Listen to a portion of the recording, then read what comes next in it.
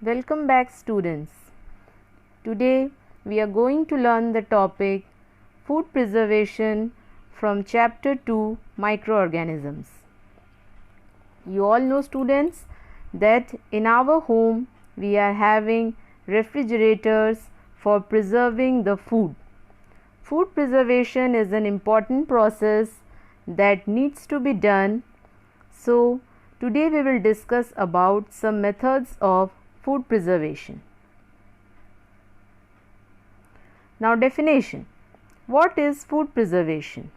A process by which foods like fruits, vegetables are prevented from getting spoiled for a long period of time is called food preservation.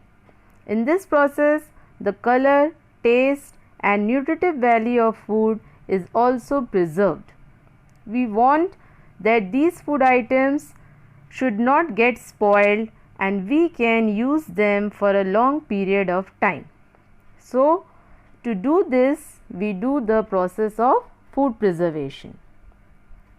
And who all are causing the spoilage of food, children? These are the microorganisms.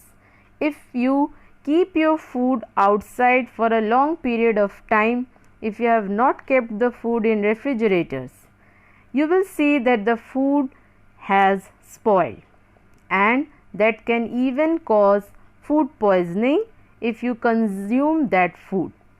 So, we are not able to see, but some microorganisms have grown inside that food and had spoiled that food. So, we need to protect the food from spoilage, and we can limit the growth of microbes and keep the food from spoiling by doing food preservation. Preservation involves preventing the growth of bacteria, yeast, fungi and other microorganisms. Now, some methods of food preservation we will learn through this topic. As you can see, various methods of food preservation are there. Bottling and canning, pickling, drying, salting, vacuum packing, cooling and freezing, waxing, boiling, pasteurization, smoking. So, there are various methods of food preservation. Some important methods we are going to learn today. Why we need to process and preserve food? This already I told you that method of food preservation is done to prevent the spoilage of food. Now, first we will learn about cooling and freezing. Refrigerator. It is in everybody's home. In a refrigerator, the low temperature reduces the rate of production of microbes in food. This keeps the food from spoiling for a few days. So, cooling and freezing are the most common forms of food preservation. Low temperature inhibits the growth of bacteria or other microbes inside the food. Freezing. Freezing, children, it is the process of chilling foods to at least 0 degree Fahrenheit. This we can't achieve in our refrigerators. So, freezing is mainly done in industrial basis and very low temperature has to be achieved for doing this freezing process. Next is the dehydration or drying. This is a process of dehydrating fruit until there is not enough moisture to support microbial activity. Dehydration or dehydrating means removal of water from the food items because water supports the growth of microbes. So, drying is done for preserving the fruits, cereals, pulses, etc. Drying can be done in the sun or by spraying or by other techniques also. Now, Third is addition of preservatives. Preservatives are some chemicals that are used to control the growth of microorganisms in the food, as well as some natural preservatives are also used. Natural preservatives is on your screen. Some names are given: salt, sugar, oil and spices. These all are natural preservatives. They are used to preserve the food from microorganisms. Chemical preservatives are sodium benzoate, sodium metabisulfite. These are the chemical preservatives. These are also added to the food items to control the growth of microorganisms. Now, where oil is used to preserve vegetables, fish, pickles, etc., as they do not allow bacteria to grow in them. Salt and sugar, they are also used. They cut down water available to microbes and prevent their growth. Common salt is used in pickles, chips, meat, etc., and sugar is used to preserve jams, jellies, squashes, etc. These all natural and chemical preservatives are used in this process of food preservation. Salting and pickling is again the methods are described. Salting means adding salt to the food items for preventing them from spoilage, and pickling means pickling food in vinegar or other acids makes it difficult for microorganisms to live. So, these all are the methods of food preservation that comes under the category of addition of preservatives. Smoking is yet another method of food preservation. Smoking is the process of drying the food with smoke for a long period of time. This method is used for fish, meat and fruits such as banana. Meat products are preserved by this process and it keeps the meat away from spoiling. Now comes a very important method of preservation, that is pasteurization. Let's first have a glimpse of the history of pasteurization. Louis Pasteur was a French biologist, microbiologist and chemist, and he was renowned for his discoveries of the principles of vaccination, microbial fermentation and pasteurization. So, pasteurization was invented by Louis Pasteur. He first proposed this method of pasteurization. Now, what is pasteurization?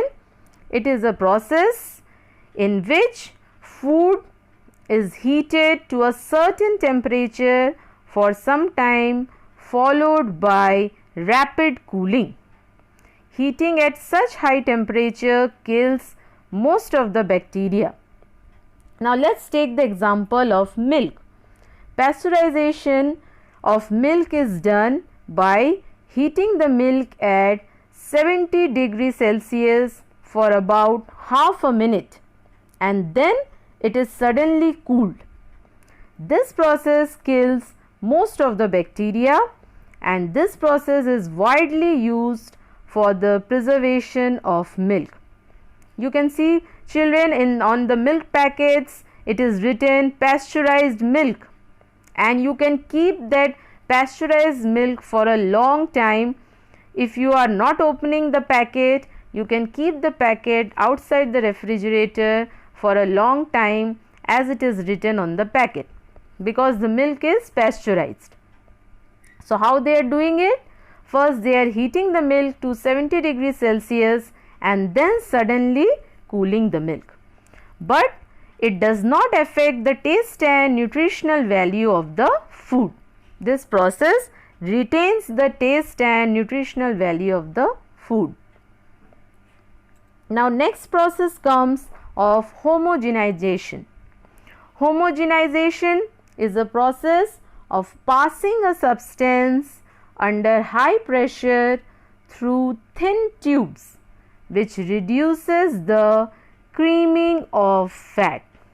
Homogenization process is done to reduce the creaming of fat in the milk. Now difference: pasteurization makes the milk safer, and homogenization for consistency and taste we are doing. Homogenization is carried out after pasteurization. Next process is canning. Sometimes we can think, what does canning do? So in canning, the products are first subjected to high heat and then sealed in cans. While canning increases shelf life, care must be taken to ensure that the cans are not damaged. Any puffing or enlargement of cans indicates spoilage. So what happens? We already know that many of the food products are coming in bottles or cans. What is done? These are done to preserve the food. First, the food items are subjected to high heat, then they are canned and sealed in airtight containers. The boiling kills the microorganisms and then they are packed in airtight containers. So after sealing, no entry of microorganisms can be there. But we have to see the shelf life of the cans. Different products have different shelf life. In every product you can see it is expiry date is written. Means after that expiry date you cannot use that canned product. It may be spoiled. The food item inside the can may be spoiled. So bottling and canning is another method of food preservation. Next is sterilization. Sterilization, in this process, radiations are used to destroy microorganisms without affecting heat sensitive nutrients. So sterilization, in which the microorganisms are destroyed or removed by using radiations. As we know that microorganisms are present everywhere. So sterilization is important for removing the microorganisms from the food items. It is a very effective method and it does not take much time. Some common food items that are used in this process or that are preserved by this process are mushrooms, strawberries, potatoes, etc. As you can see in the picture, sterilization of strawberries is done in this way. So children, now we understood that what is food preservation. The presence of microorganisms in food can cause the food spoil, and if by mistake you consume such type of food, you can suffer from food poisoning. So we should examine the food and care must be taken for the preservation of food.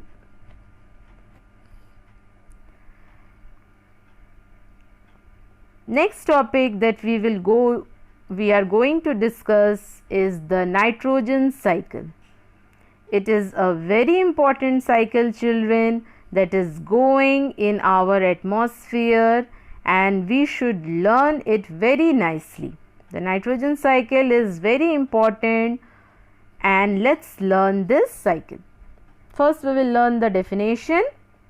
Nitrogen cycle is the biogeochemical cycle that describes the transformation of nitrogen and nitrogen containing compounds in nature. So it is the continuous cyclic movement of nitrogen and nitrogen containing compounds in nature, and this cyclic movement of nitrogen is called nitrogen cycle. As you can see in the picture, many processes are involved in nitrogen cycle. Let's learn this process one by one. The first question that comes in our mind is, where is nitrogen found in the environment? This we know very well, that the largest source of nitrogen is in the atmosphere. 78% of air contains nitrogen. So what happens to the atmospheric nitrogen in the nitrogen cycle? So first we are going to learn about how the atmospheric nitrogen enters in the nitrogen cycle. Atmospheric nitrogen is converted to ammonia and nitrates. See the formula, it is given there. N2 is the formula for nitrogen and ammonia NH3, and you can see how it becomes NH3. Nitrogen combines with hydrogen to make ammonia. Then another compound of nitrogen, nitrates. Nitrogen combines with oxygen to make nitrates, that is NO3. Now how does atmospheric nitrogen get changed into a form that can be used by most living organisms? So how this nitrogen can be used by the living organisms? So this all process is done by the nitrogen cycle. See the steps that is involved in the nitrogen cycle. First step is nitrogen fixation. Second, ammonification. Third, nitrification. Fourth, denitrification. So mainly 4 steps are involved in nitrogen cycle. First process in nitrogen cycle is nitrogen fixation. It is the process by which nitrogen gas in the atmosphere is converted into compounds of nitrogen. So the nitrogen gas that is present in the atmosphere is converted into compounds of nitrogen by this process of nitrogen fixation. So what compounds it can form?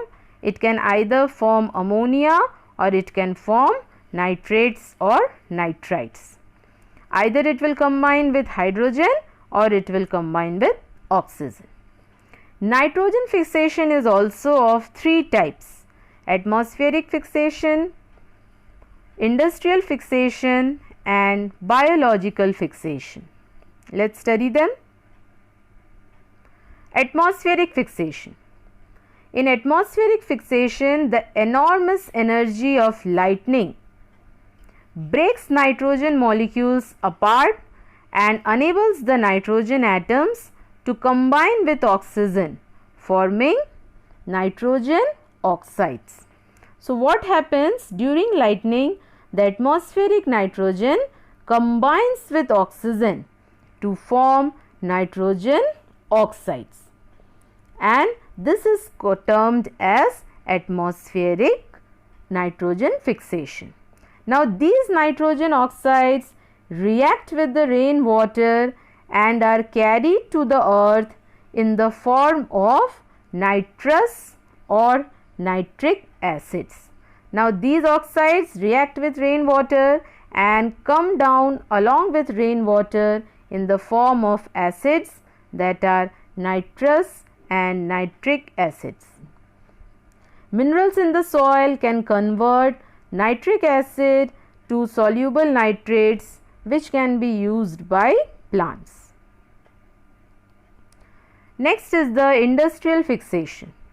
Under great pressure at a temperature of 600 degrees Celsius and with the use of some catalyst, atmospheric nitrogen and hydrogen are combined to form ammonia. This is done in the industries and it is done for the production of fertilizers. This industrial fixation is done in the industries for the production of fertilizers. And the third one is biological fixation, where most nitrogen fixing is completed. So biological nitrogen fixation means conversion of atmospheric nitrogen into compounds of nitrogen by the action of certain living organisms like rhizobium bacteria, which lives in the root nodules of leguminous plants.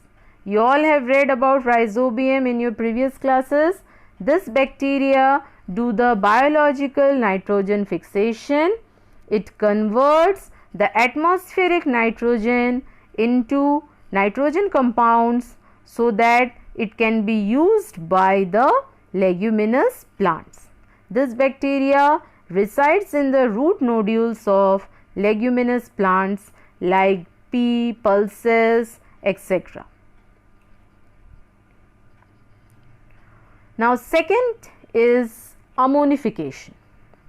Ammonification is when plants or animals die or animals excrete organic nitrogen trapped in their bodies is converted into ammonia by some bacteria. This process is called ammonification. In some of the books, children, before this process of ammonification, one more process is added, that is assimilation. Assimilation is a very common process. What happens in assimilation?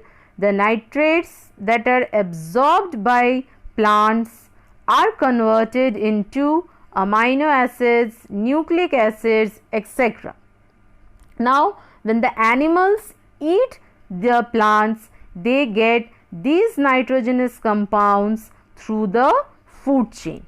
So, assimilation process helps in the transfer of nitrogen from the plants to the animals.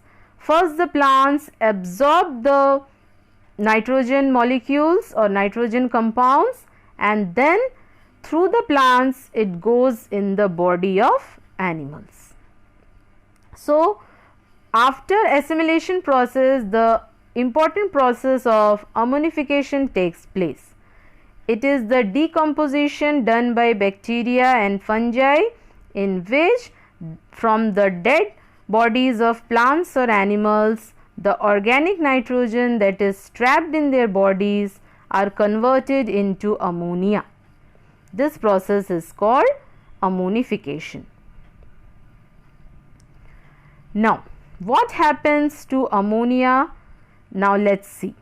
Microorganisms convert the organic nitrogen to ammonia. This ammonia is taken up by the plants or is absorbed by the soil particles. Ammonia in the soil is stored up, later be changed into forms of nitrogen. Now, bacteria, as you can see in the picture, it is first converting the organic nitrogen to ammonia, then ammonia is used by some plants and the rest of the ammonia is being stored in the soil. Now, the third process of nitrification comes. Nitrifying bacteria in the ground combine ammonia with oxygen to form nitrites. So, definition of nitrification: conversion of ammonia first into nitrites and then into nitrates. A group of bacteria is doing this job and they are termed as nitrifying bacteria. The bacteria present in the soil that does the process of nitrification is called nitrifying bacteria. First, the ammonia is converted into nitrites, then it is converted into nitrates, which the green plants can absorb and use. You can see in the flow chart, it is very nicely given. Nitrifying bacteria in soil combine ammonia with oxygen. Ammonia changes into nitrites. See the formula also, NO2. NO2 is the formula of nitrites. Then the nitrites is changed into nitrates. Formula is NO3. Nitrates are then absorbed by the plants for their growth. Now, the question can come in our mind that how does nitrogen re-enter the atmosphere in the nitrogen cycle? How the cycle will be completed? unless the nitrogen is going back into the atmosphere. This process is very important as this fourth process completes the nitrogen cycle, and this process is called denitrification. Denitrification, again I am repeating, conversion of nitrates in the soil back to the atmospheric nitrogen is called denitrification, and thus this process completes the nitrogen cycle. This process is performed by some bacteria in anaerobic conditions, that is in absence of oxygen. So this whole cycle is carried out in our nature, and it is the most important cycle that is going on, and it is one of the biogeochemical cycles, and it is very important for the proper use of the nitrogen in our atmosphere. I hope children you all understood, learn this nitrogen cycle and food preservation methods very nicely. Then only you will come to understand it very well. So we will again meet in the next class. Thank you.